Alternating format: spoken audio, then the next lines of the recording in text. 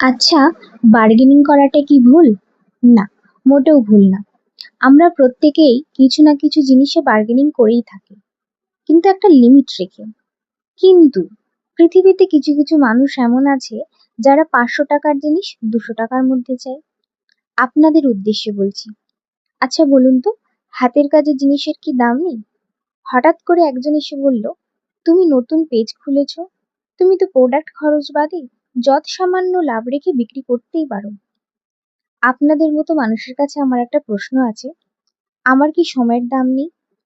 আমার কষ্টের দাম নেই?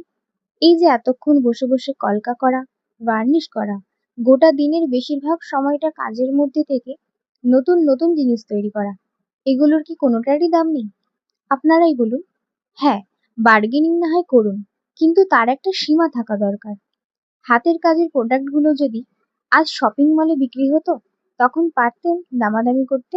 না, পারতেন না। তাই একটা রিকোয়েস্ট, কাজের সাথে এটাও দেখুন, একটা প্রোডাক্ট করতে গিয়ে কতটা সময় আর পরিশ্রম যায়, সেগুলোর মূল্য লাগে একটা। যাই হোক, এই গাছকোটোটা কেমন লাগলো প্লিজ জানাবেন, আর ভালো লাগলে একটা লাইক আর পেজটাকে প্লিজ ফলো করে দেবেন। ও হ্যাঁ, প্রোডাক্ট কিন্তু বুকিং চলছে, অর্ডার দিতে ইনবক্স করুন।